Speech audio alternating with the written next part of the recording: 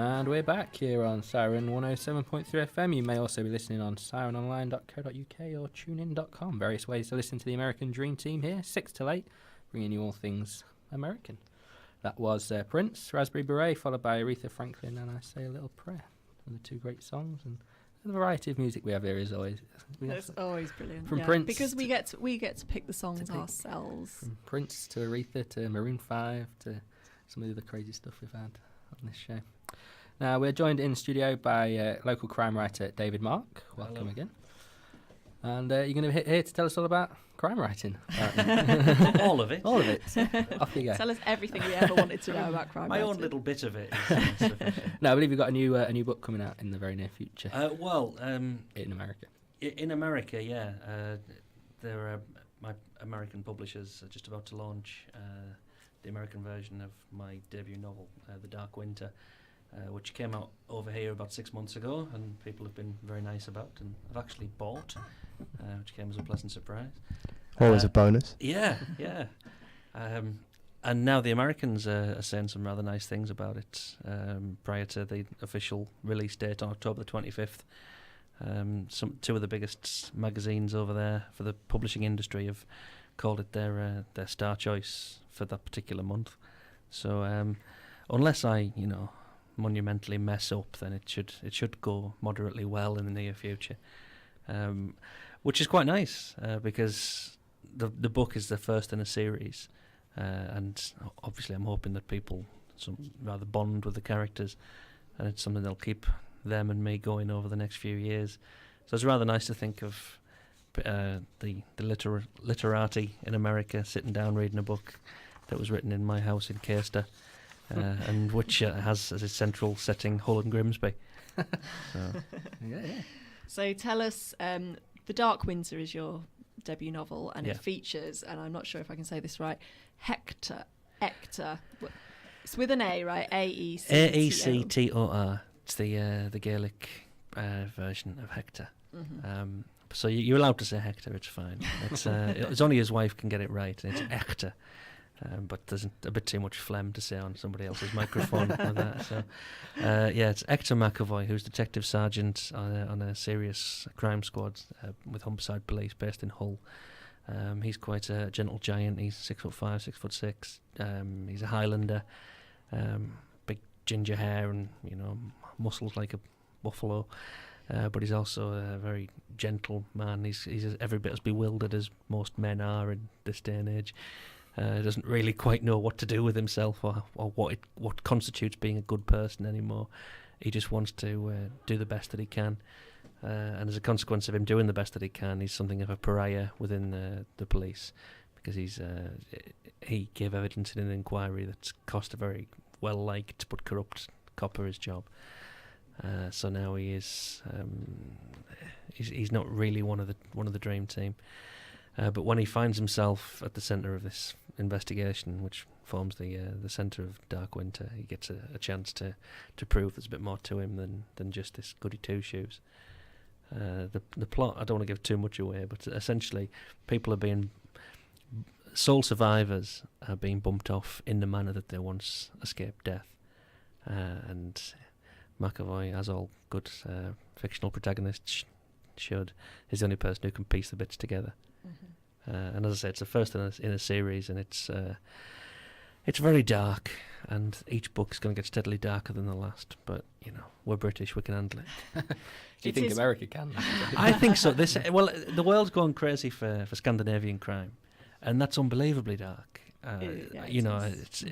It's honestly, it's so depressing, but wonderfully so. You are inhabiting a life that's about murder and villainy and everybody's deepest, darkest secrets.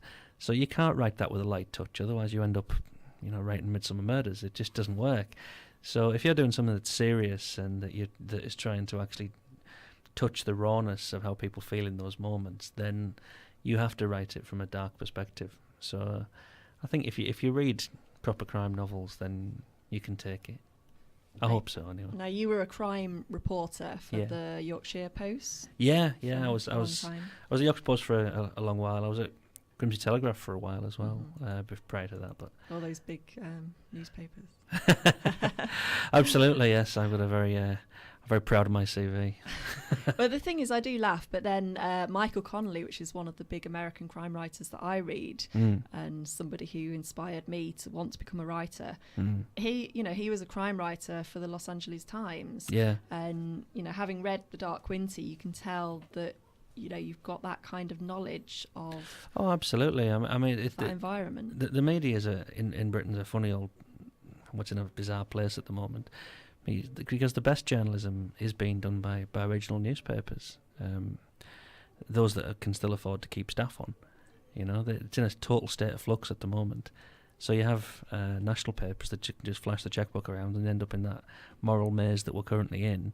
And then you have local papers that they're the ones that tend to generate the best stories. But the only people who can afford to take a journalism job on those kind of wages these days tend to be living on Daddy's trust fund. So it's a difficult time to be a journalist, really. But I couldn't be where I am if I hadn't been one. Mm-hmm. So all those years of agony were kind of worth it. Mm-hmm. But I can only say that in retrospect, because at the time, if I'd known I was doing it for a purpose at the end, I could probably have put up with it a little bit easier. Mm-hmm. But as it was, long hours, an awful lot of misery of talking to people who didn't want to talk to you, and appalling wages. It's not the best life, unfortunately. No. There's few buzzes like it. Mm-hmm. So I'm pleased to have done it, and I'm pleased I don't do it anymore. Mm-hmm. Well, that's good. Well, I think we've got a song. We have. We had a song lined up, and then we had a request, which ironically was which you'd already picked. So who are we playing this for? This is Smokey Robinson for Nicky.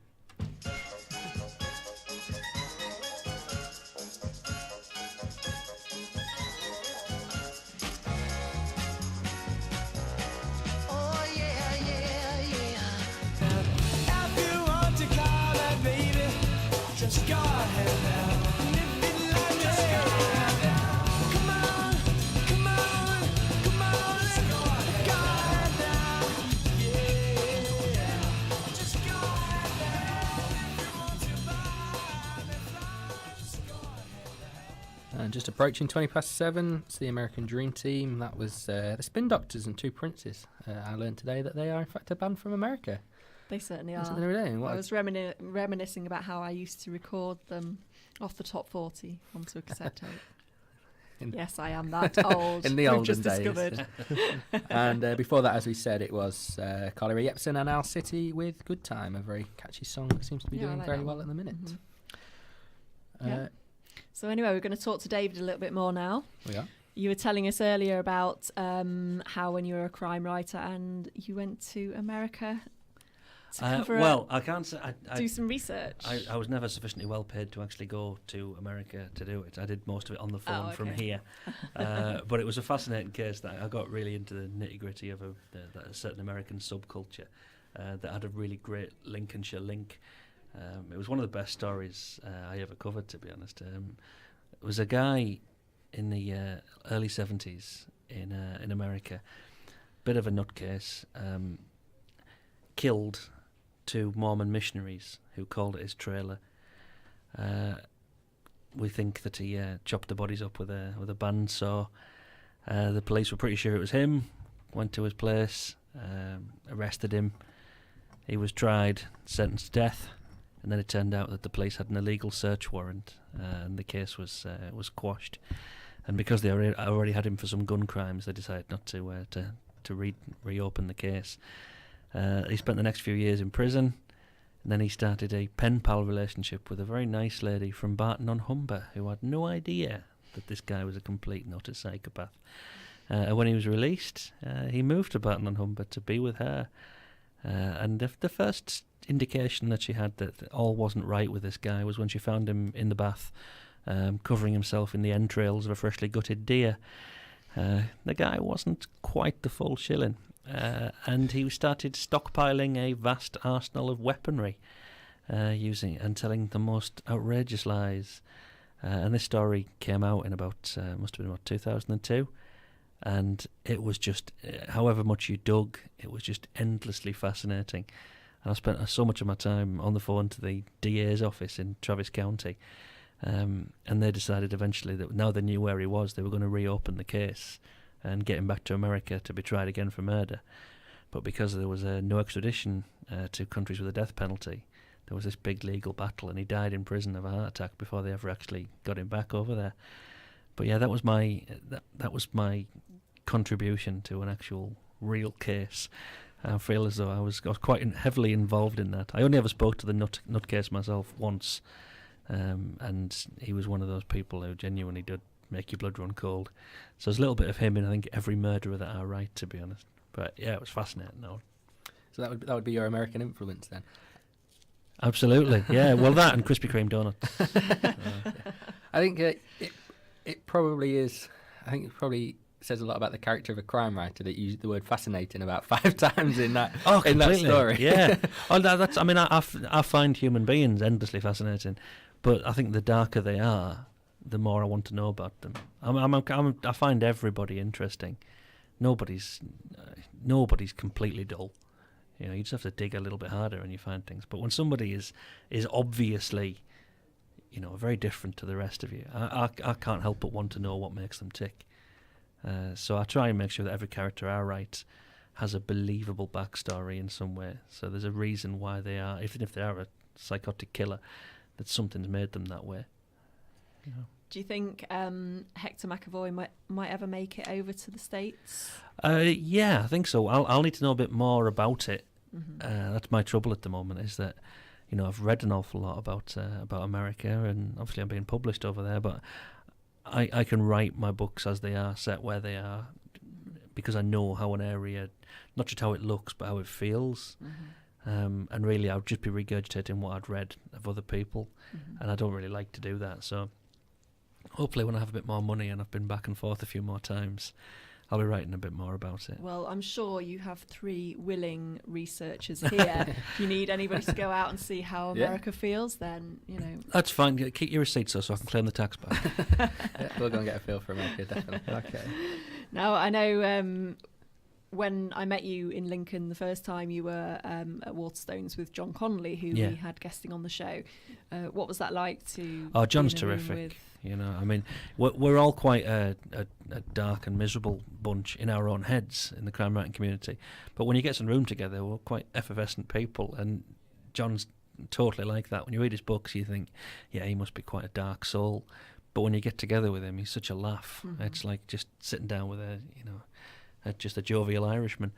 And he's just one of my absolute heroes. So to find out he was a nice fella, it was just a great day. Andy bought me a Jameson's and some crisps, so friend for life as far as I'm concerned. You're drinking with an Irishman. I could match him. No, I'd take that challenge with just about anybody, to be honest. So what about?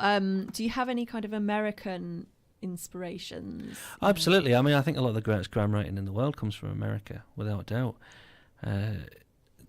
Just for who's writing nowadays, Chelsea Kane and PJ Tracy are 2 new writing talents that have come along in the past 5 years, and they're doing something tremendous. Chelsea Kane in particular has got under the skin of psychopaths in a way that nobody else has ever done before. And a lot of what we do, the whole noir concept, comes from America. Mm-hmm. I think that really we might have started crime fiction with the Agatha Christie's of this world, but the Raymond Chandlers and the Dashiell Hammetts, they took it and ran with it and created this rather hard-boiled new genre, which has then come back to Britain, and we've done not too badly with it. Mm-hmm. So now we're not there's not really one or the other, you know. That's why you'll find that books from one community are selling very well elsewhere. You know, you'll have Americans who are snapping up like Joe Nesbo stories, even though they don't know that much about what's actually happening in Norway. But I think people have got sort of universal truths. They know about murder. They know about love and loss. So people seem much better equipped to be able to deal with stories from all over the world and just put it into a language that they understand, really. Mm-hmm. But yeah, I think that really you could go on a reading and writing tour of America and have a very good time. I think there's an awful lot of talent coming out of there. There's an awful lot of absolutely dreadful bilge as well, but we'll keep James Patterson out of this. On that note, so your book Dark Winter, that's out in the UK currently. Yes, and, If you wait till February, the paperback's out, so it's slightly cheaper. And available. I realise the students listening. So it's available from all good libraries too. And comes out in America. We said October 25th.